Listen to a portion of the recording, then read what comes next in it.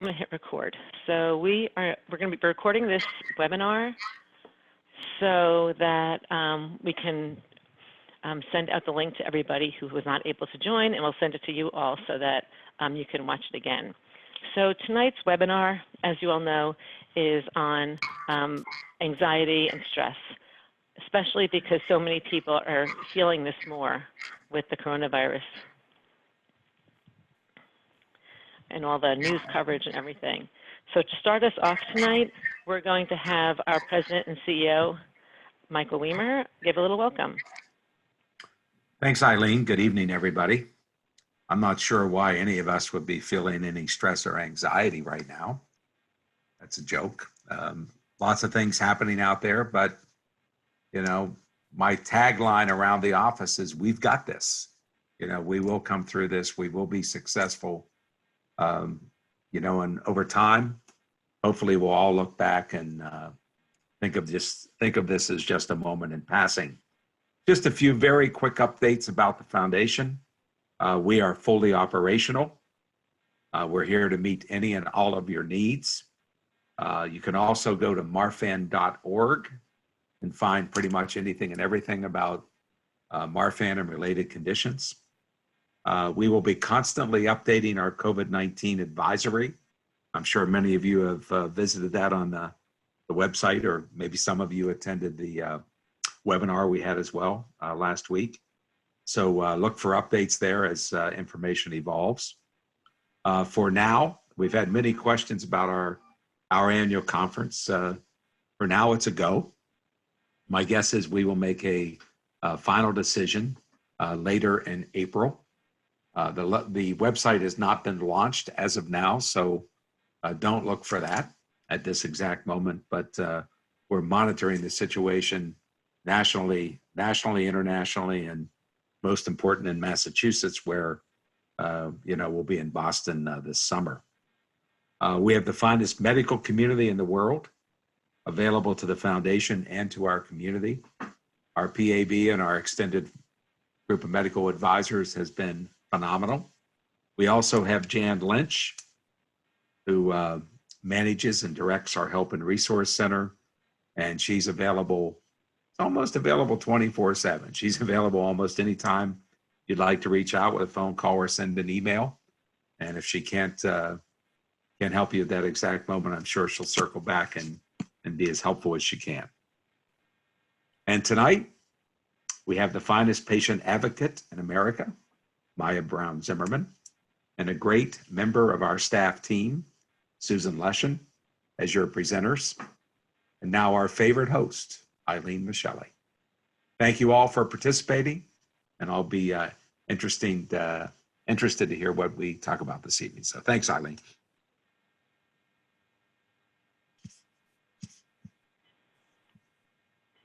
Thank you so much, Michael. As Michael said, we do have a lot of resources on our website for you, statements that Michael has put out, including some of the information that you just heard from him, the recording of our medical webinar, and an update on foundation events, which we put out a few days ago. We'll update it again early next week, and all this is available at marfan.org.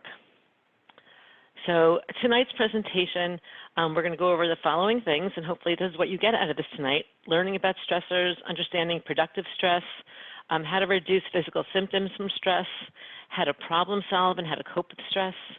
A lot of you asked about how to deal with your children or teenagers in terms of understanding the situation, understanding, you know, what's important and without really freaking them out. And then also, you know, all of this, the whole goal is to improve the quality of your life in this challenging time. It's not easy, but we have some great advice for you tonight.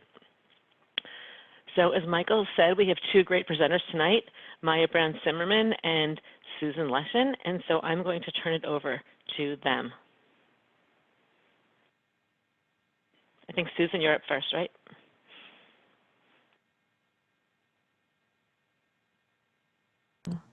Sorry, I had to remember to unmute. Hi, thank you so much. So what is stress and anxiety? You know, a lot of people get them confused, and they are very similar. Stress is usually a feeling of emotional and physical tension. It can come from an event, from a thought, anything that makes you feel frustrated, angry, feeling out of control. Anxiety is a little bit different.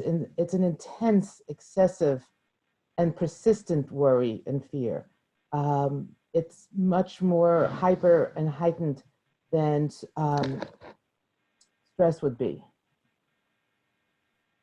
One of the things that we need to think about is the difference between productive anxiety and free-floating anxiety.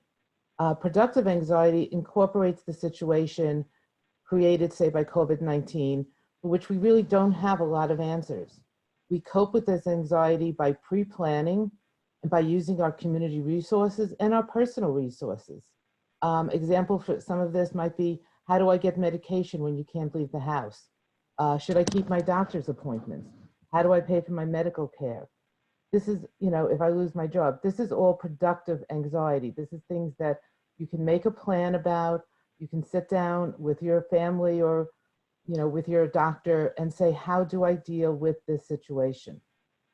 Free-floating anxiety, on the other hand, incorporates feelings of doom and dread, and these come over us leaving us feeling like our lives are out of control. These feelings are not based on anything specific, but just have a sense of impending doom. The techniques that we will discuss later can definitely help alleviate these feelings if you practice them every day. So like we said, anxiety can be a normal response to COVID-19 since so much of this is unknown, and it can absolutely make us feel like things are out of our control. The more you can normalize the anxiety in ways that we'll talk about in a little bit, the less you will view the anxiety as a problem unto itself. I've heard people talking about that right now. One of the other viruses in our country is fear, and fear is spreading sometimes much faster even than the actual virus. Too much anxiety and stress becomes a problem, and we need to learn how to rationalize it, how to live it, and how to realize that we cannot live in a negative world creating catastrophic scenarios. If we do, that will lead to us getting ill just from that worry. Maya? Okay, sometimes it can be difficult to realize that the physical sensations that you're feeling are tied to anxiety. So we thought we would go through what some of those physical effects are.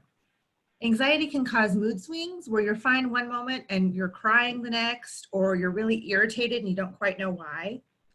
It can cause weight gain or weight loss, loss of appetite or increased appetite, high blood pressure, frequent urination or other GI issues.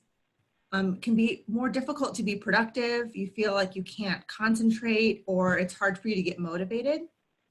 You can get headaches, teeth grinding or other jaw issues, dizziness, chest pain, rapid heartbeat, feelings of panic that come on from out of nowhere, or feeling really exhausted, difficulty sleeping or sleeping too much. So that was a little bit of an overview to give you, the summary of what, anxiety and stress is.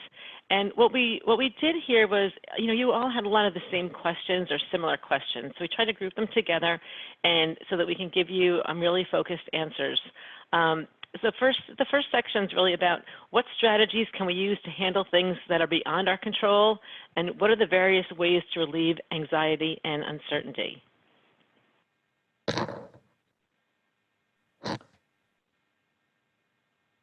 So one of the first things we can do is identify what it is that's causing our stressors. Some of these I've mentioned before. We first have to look at, are they productive anxiety, or is it a free-floating anxiety? I mentioned some of the things before that might affect us: the uncertainty, our financial situation, our medical situation, medication, the feelings we have of things being out of our control, having to work from home, or not even, knowing if we can work from home. And then, some of us who have kids, our kids are home, and how do we entertain them, and how do we deal with them and help them to get through this difficult time? One of the things that really can help us is to write down our stressors. Write them down, make a list, take them out of our head. And then you could write down some of your answers next to it. What am I going to do financially? What am I going to do about medical? Get resources from other people. Speak to your doctor, speak to your pharmacist. Find out what other people are doing in your community. This may help you answer a lot of these difficult questions, and then you've gotten them out of your head. You've written them down, you have your answers, and now you can stop feeling that everything is becoming too overwhelming. Other things that we talk about is talk therapy. I mean, if you can see a therapist professionally, it's wonderful. Right now, a lot of therapists are moving to online therapy. Some have done it before this situation, and many are starting to do it now in this situation. There are several cognitive behavioral techniques that I think are good. One of them, again, I love writing things down. I think the more we can write things down and get them out of our heads, the faster that we can feel freer. So if you have thoughts in your head, if they're negative, if this is for the free-floating anxiety, if you have these negative thoughts in your head, these catastrophic feelings, write them down. Look at them. See if they are what the reality base of them are. Anytime you write it down, I'm going to say that a lot, it gets it out of your head. It puts it on the paper, it gets it out of your brain, and then you will actually feel some relief just in the writing down of it. If the thoughts are negative, if they're very scary, look at them and see what is the reality of them? What is the chances of these things happening? What can I control on this list? And what maybe can I not control, but have to accept right now as it's okay to not feel in control of everything. Most of us want to feel in control of everything. And there are times in our lives when we can't. And there are times when we have to accept that it's okay. I can get through this because I can feel fine not being in control. I can let go of that. Many of our fears grow in intensity without even us stopping to look at them. You know, like I said, what is the probability of this occurring? How much control do I have? Think about other times in your life when you've had more control or less control. How did you get through it? How did you deal with not having control over a situation before? Those are your personal resources that you can draw upon at this time. Focus on what you can control and then let the rest just go. Wow, thank you, Susan. That was great. Another common question that we had was generally, how do I calm myself down? Like, how do I get control of these anxieties? So I think Maya is going to start us off on that one. So the first is to take time for yourself. And that can be a difficult thing to do, especially if you have other people in your household. But you don't need to take a lot of time. You know, listening to music while you're in the shower, or, you know, listening to something on your commute if you're going into work, or a few minutes to, you know, read a book, just something for yourself. Also, setting aside time to worry. You know, I'm going to read articles about the subject for the next 10 minutes, or I'm going to, like Susan said, write down all my concerns, and then I'm going to set it aside and not think about it, not read about it, not talk about it for a little while. Use previous coping techniques that you might have tried in the past. Positive affirmations like, I am strong, I am brave, I can figure this out. I have people in my network that I can go to, things like that. There are a few breathing techniques that I have found to be useful, both for myself and for my kids, because I do have a child that has pretty severe anxiety. So one you can see here is lazy 8 breathing. And I think this is particularly great for kids, and we'll talk more about kids in a few minutes. But you can see that you have, you trace out the 8 slowly with your finger, and breathe in and breathe out. And it centers you both physically because you're drawing out the 8, and then helps you slow down your breathing. Another one that I really like is called 5, 4, 3, 2, 1. You name to yourself 5 things that you can see right there, 4 things that you can touch, 3 things that you can hear, 2 things that you can smell, and 1 thing that you can taste from wherever you are. And grounding yourself that way with reminding yourself what's around you can help your body to relax. And Susan has some information about apps. So some of the apps that I like to use in my private practice and for myself personally are, one of them is called Headspace, and we're not advertising anybody to spend money on any of this. Most of this is free. Headspace actually does mindfulness, leads you through several different kinds of mindfulness exercises ranging from a minute to 30 minutes. And one of the things that Headspace just did is they opened up their services for free. So there used to be a thing where if you took a certain amount of programs and you wanted to continue to higher level ones, you had to pay for it, but now they've opened up their app for free, which I think is wonderful. Calm offers you some beautiful images to look at while they play music or rain or something that you can focus on. And Happify is just a fun app to go on to help you relax and center yourself. And I'm sure many of you have found other apps that are out there that might help you. So please use them. Other activities that, to refocus you. I happen to love coloring books. I think adult coloring books is one of the greatest creations. It's actually a mindfulness technique to color and to just let yourself go into that space. Use music, movement, cooking, whatever it is that helps you personally have the ability to refocus, to focus on the moment and to not let your mind wander into that next thing or that next concern. Anything you can do that keeps you in that moment is positive for you and helpful. Thank you so much, guys. The next section is really about our children and teens. How do we help them understand what is going on, and at the same time, how do we help them from becoming anxious? I mean, they need to know to some extent, but we also don't want them to worry too much, especially those, like Maya said, who already have anxiety issues. So it's last on the list, but the first thing that I would bring up is to try to model calm behavior. Your kids are going to pick up on what you're doing. And so, that expression like, when the parent's not happy, nobody's happy. As you work on calming your anxieties, your kids will model that behavior, which I know is challenging sometimes. You want to understand your children's fears. They count on normalcy, and their concerns may not line up with the ones that you would necessarily think of. So as my kids are home now, we've talked about, I've asked them, what are you worried about? What are you thinking about in terms of this? And a lot of their concerns are, when am I going to see my friends again? Am I going to go on my class trip? How do I deal with camp being postponed? Where my concerns are, maybe not those.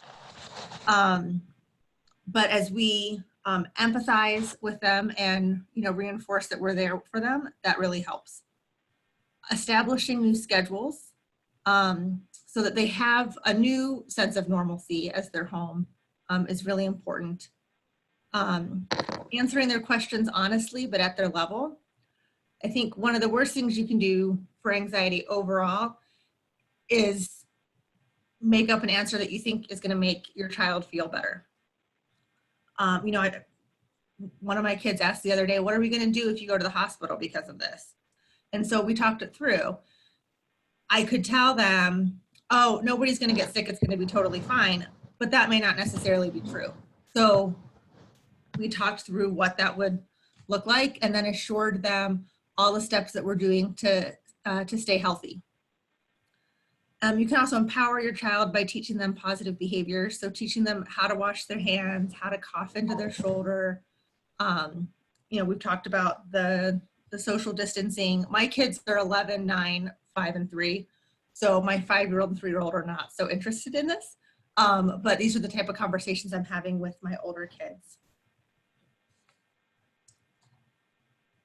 You can go on to the next slide. Thank you, Maya. That was really good advice. The next question is, how can we avoid feeling lonely while practicing social distancing? I think the loneliness probably exacerbates the anxiety in some ways, and so it all works together. So what are some answers for this? Well, there are some really great Facebook groups. If you haven't already, there are multiple Facebook groups for people with Marfan syndrome and related conditions, some that are specific to Loeys-Dietz or to VEDS, or that are open to any of the connective tissue disorders. So those can be a great place to talk with people in general, and then also about issues specific to our experiences with COVID-19.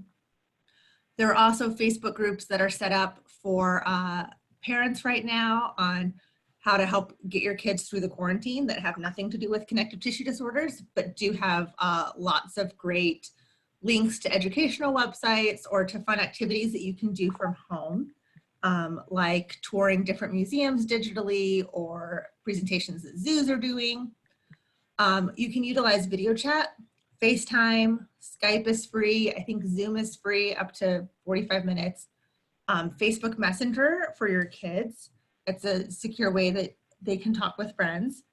And there's lots of online opportunities like the Netflix party, so that multiple people can watch a Netflix show together, or there's different online games that you can play in groups as well. And then Susan has some resources from the foundation. Thank you. So one of the things we have is our mentor program. For those of you who don't know about it, this is a program where you can link to it through our website. You can come on either as a mentor or as a mentee. If you come on as a mentee, it means that you would like to connect with somebody who can talk to you, who can get through. This is not just, by the way, for this time period. This program has been around for about 4 years now. We have a ton of people on there. So people are meeting with their mentors now, to discuss some more different issues. But it's a very good way to connect with individuals. You can decide who you want to connect with by age, by region of the country, by gender. And the people who are on there, we support them, we train the mentors, and we keep informed about what's going on in each of the partnerships. Other things that we have is our young adult group and our teen group. Both of them have Facebook pages, and which are very active. And I think that is a wonderful way to connect. We also have our Connect. It's a platform on our website that we run, but a lot of people have been joining it. And what you can do is you can connect with other people. It's different than Facebook because it's a little bit more long lasting in terms of an individual conversation. You can also join specific groups on there. You can post pictures, you can post questions. People from the community will see your question and then respond to you. Okay. Great, thank you. So now those are the answers of all the questions that you mostly asked. As I said earlier, there were some medical questions people had, and we want to make sure that the medical experts answer those. They already have, to some extent, in our webinar that we had last week, and in our statements on our website. And again, we will send that out to you. I'm going to go over to the question box right now and see what's there. Christy, oh, hi, Christy. Christy's one of our amazing volunteers. She said that she has a close net of women friends, and last night they had a video chat through Zoom so they can not only talk to each other, but also see each other. And she said she can't even explain how much weight that lifted, just being able to see and talk to some of my closest friends. Can't wait to do it with my family. Excellent. Why don't you all, that's a great idea, Christy. Yeah. I'd love to ask everybody else on the phone, what are some of the things that have worked for you in coping with all this, because we certainly can learn from each other. So does anybody have anything that, any suggestions? I think I love the idea of turning off the news. I mean, that definitely helps. Bridget says getting outside every day. That helps, yes. If you're in a place where it's warm enough to do that, then definitely helps to go outside every single day. I've actually been using that one. Playing games with the kids and listening to them play the piano and walk the dogs. Because everybody's happy to have the animals, get them out of the house and get them going. So those are some good suggestions. You know, it is a good time to really focus on your family. I know a lot of people with kids it's difficult having them home, having to get their work done, but you can also focus on those games that you never have time to play because you're running all over the place with all the activities, you know. Oh, Jan, our nurse, she's listening in. Hope you're hearing all the good things that we're saying about you, Jan. Jan's suggestion, as you all can see there, is getting a family project done that you never get to. So might not be super fun, but you feel really satisfied, and it certainly gets your mind off of things. Great suggestion, Jan. Raking the leaves and cleaning the pool. There's always chores, right? And everybody working together, exactly.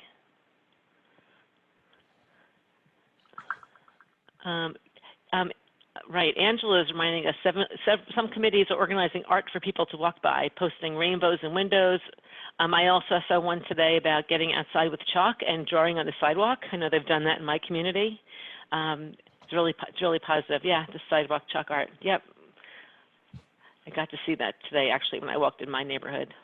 Does anybody else have any questions that we haven't addressed or anything that has come up? Denise, this is a great question. And I think, I think Maya, you can start off answering this, and then Susan. Denise says her teenager has realistic concerns about high-risk loved ones getting sick or dying. I am concerned too. How do I talk to her through this? Maya, you talked about this a little bit with your kids. Can you go into that a little bit more for Denise? Yeah, so I asked them to talk through a little bit about, what were they worried about? For my 9-year-old, he was worried about me going to the hospital. And so, I listed all the things that we're doing in order to try not to get sick. That we're staying home, we're not going out in groups, we're not having friends over, we're washing our hands. But, I've been in the hospital before. And so we talked about how that looked like in the past, and so that it would look similarly this time if it happened. And I reminded him that we have really great doctors and nurses here, and that we've been able to talk with, our Marfan specialists, and that we're doing all the things that we need to do to stay as healthy as possible. And so that was helpful to him to know that we were doing what we could to prevent, and also that we had a plan in place for if I do end up getting sick. That's helpful. Yeah, Denise, I'm wondering, I was going to go to you, Susan, for a second, but I wanted to ask Denise maybe to tell us a little bit more, like, how old is the teenager? Is it a young teenager, an older teenager? Because that might make a difference. Susan, what do you suggest for a teenager? Well, I think that everything 14 years old. Yeah, I think everything Maya said was excellent. And I think the most important thing also is to acknowledge her fear and to acknowledge her right to feel this way. To never downplay it and say, oh, nothing's going to happen, I'm going to be fine, because she knows that that's not reality. She's totally aware of what's going on in the world. So to acknowledge that fear, and like Maya said, to say that if anything should happen, we have this plan in place. Tell her what the plan is. Tell her what would happen to her if you had to go to the hospital, and just make sure that she feels safe, knowing that you will probably, the odds are that you will be very well taken care of and you will be okay, but acknowledge that she is scared, and it's okay to be scared. Very scary time. Well, the one thing that Denise just added while you were speaking, Susan, is that the grandfather has cancer and is finishing chemotherapy in an area of high COVID. And, realistically, sometimes bad things are going to happen no matter how. Absolutely. And that's the reason that you acknowledge her fear. She has a real fear, and allow her to talk about those fears. and don't say no. You know, that's the most important thing you could do for her, because you can't make it better. You can just let her know that you're there and you hear her, and she has the right to feel scared. I was wondering, Denise, another thought is maybe, go through some of the tips that we suggested tonight. And like I said, we'll have the webinar on. I can even share the PowerPoint with you all. But maybe, if the teenager, pick out some of the pieces, the suggestions that were given today, and work with him or her on some of those, like writing down the concerns, taking some time out and focusing on themselves, some of the things that Susan and Maya talked about, and seeing what would work for your teenager. Yeah, and do the exercises with her. I mean, do headspace exercises, do it with her. My family actually right now has started a practice of every evening we're doing mindfulness together. And we used to always do it separate, or, my husband was never into it. And now we're all doing it together because we all need to feel better together. The other thing I would suggest, if the issue is, more specific to her grandfather, to reach out to the social worker at the hospital and see if there are any groups.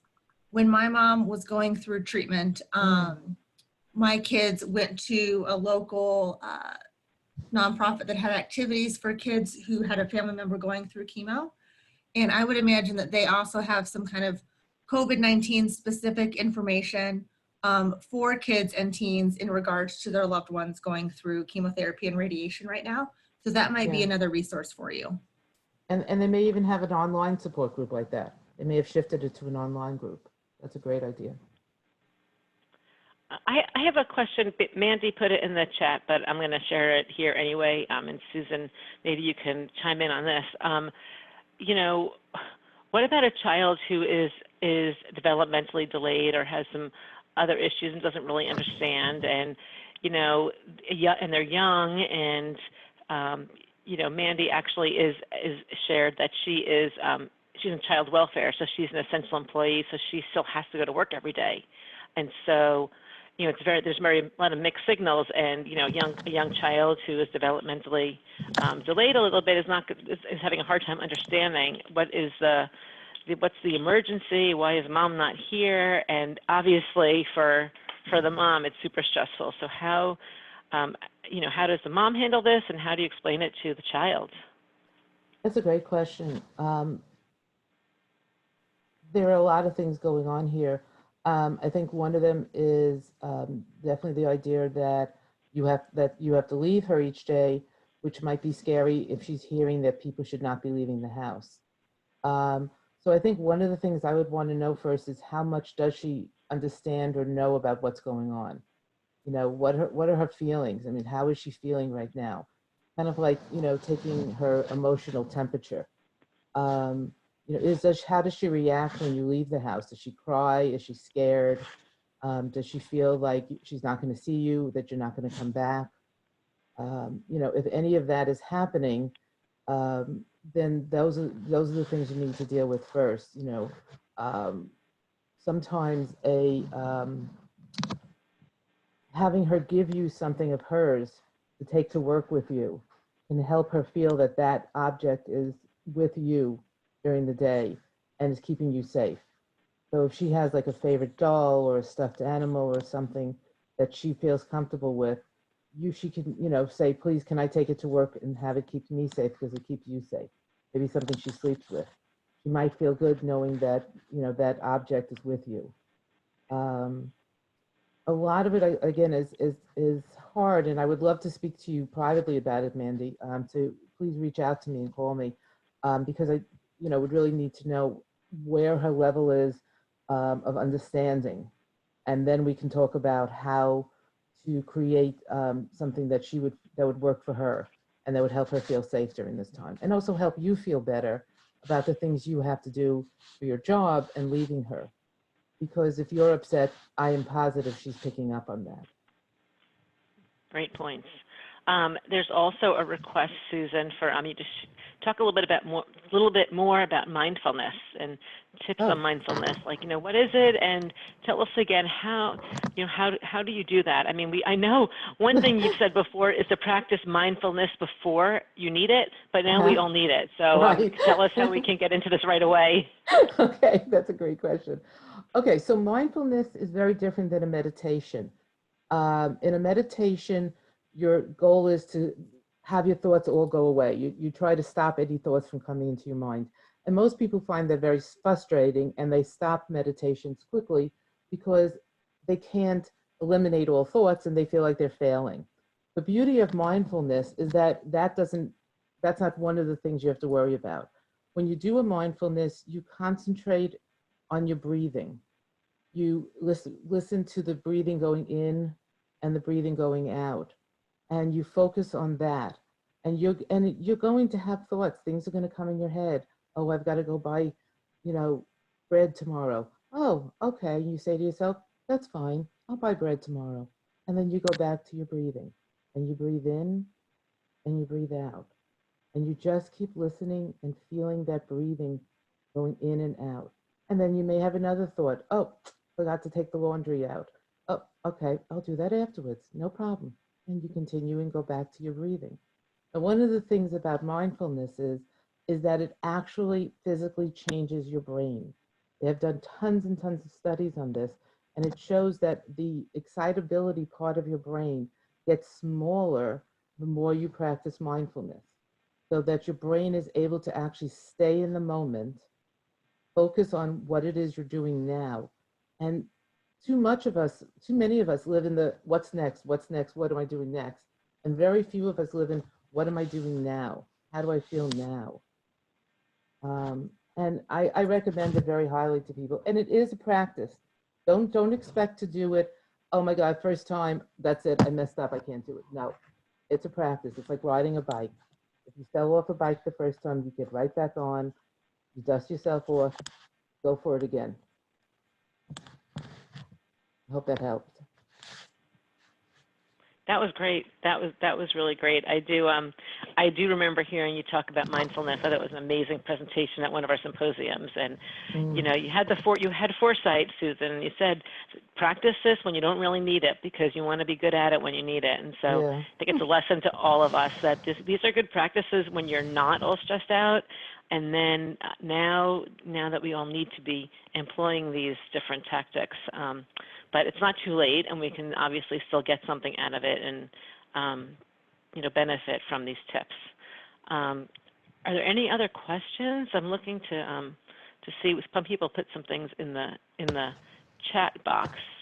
There was one suggestion from somebody I know who said another tip is to try to walk every day, get your steps in. I guess not to be a commercial for a Fitbit, but 10,000 steps if feasible. Even walking in place works if necessary, just to get moving. That exercise always makes you feel better, I think. I agree with that one. And Denise is saying, okay, I don't know this word, Vipassana meditation. I'm sure Susan knows what that is. I'm sorry, say it like again? mindfulness. Yeah. Vipassana, Vipassana meditation. So yeah, it is helpful. It's helpful. Are there any other questions that any of you have? We have a little more time. Are there any other points? Okay, Angela, are there tips for prioritizing or organizing what feels like a ton of tasks that all feel impossible? So maybe you have time now, maybe you don't, but how do you get it all done while you're feeling so overwhelmed with your life, with what's going on in the world? I'm a list person, and so I write down everything that pops into my head that I need to get done, and then try to find the easiest thing and see how I can break it down from there. And maybe in that moment, all I can do is write it down, and I can't start sifting through it, and that's okay. I've written it down, I set it aside. When I come back to it, I just start with what's easiest to do, because once I can cross something off that list, that physical act of marking it off feels good. and it makes it easier to then look at the next thing on the list and kind of go from there. But I have to be able to physically mark it off. That's just me. Yeah, That's a great suggestion. Yeah, I'm sorry. Absolutely, I make tons of lists, and again, it's similar to what I was saying before. The more we can get out of our head, the lighter we feel. So if you can write it down, you will feel so much lighter. And then, yeah, that crossing off is amazing. And you know what? Make your list also sometimes in colors. Like you can do different colors, like markers or pens, for different types of tasks. And that's one way to kind of visually look at them and kind of organize them in your brain. It's sort of get in your coloring and your list making Yeah. in one.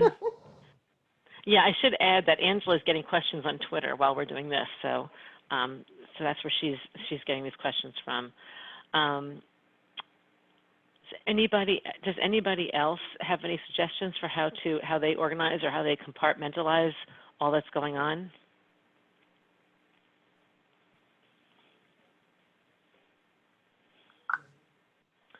Seems any other questions here? Let's see, as we have more time.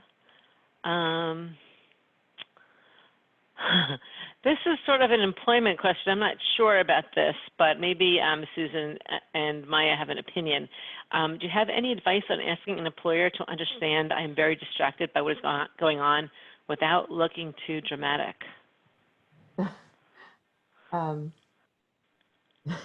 That's a great question. Yeah, I don't think we're experts on this. I think this is just would be I think it's professional suggestions. Go ahead, Susan. Yeah, that's what I was going to say. Is think about how you would handle other issues with your employee in a professional manner. You know, also remember that your employee is a human being and may be feeling a lot of the same issues that you're feeling. And sometimes, you know, if it's a relationship, you can do this and you could ask them, how are they feeling right now? Or how, you know, are they anxious or nervous? And you can share that you are, and you may have a totally different relationship. If you don't have that and that person isn't like that, I would try to just be as professional as you can. Practice in front of a mirror first. Sometimes that helps. That's a good idea. And it seems like, you know, from the people I know, it seems like all the employers are, you know, understand that this is I don't want to say all, you can't say all, but, you know, most employers realize that this is a really challenging situation. Everybody's working from home now who can, and people are juggling more things than they usually do with kids home, you know, trying to work at home when people don't normally work at home. You know, there's a lot going on. So it's sad to hear that your employer would not understand that, but as Susan said, like having an honest conversation with them would seem to be the way to go. So I don't think we have any more questions here. Here's another question from Twitter. Are there any tips for managing tasks that feel over our heads? I would see if there's a way that you can break it down into smaller tasks, and see if it looks more manageable that way, if you can break it down into steps. And Michael Weimer, our CEO, he says there's a free website called it's Todoist. He sent this to the panelists, so I'm going to copy this and put this in the chat box for everybody. Let me put that in there right now, panelists and attendees. A website that's a great task organizer. And so that's a good way to do that. So Angela, you could share that website on Twitter as well. So, you know, I just want to let you all know that, you know, we are all still here to answer your questions and to help you on this journey. As Michael said before, you know, we have all sorts of information, including on this current crisis and general information on medical issues for Marfan and Loeys-Dietz at marfan.org. For VEDS, we have the VEDS movement, and so I should have put that website on here, but that's the vedsmovement.org.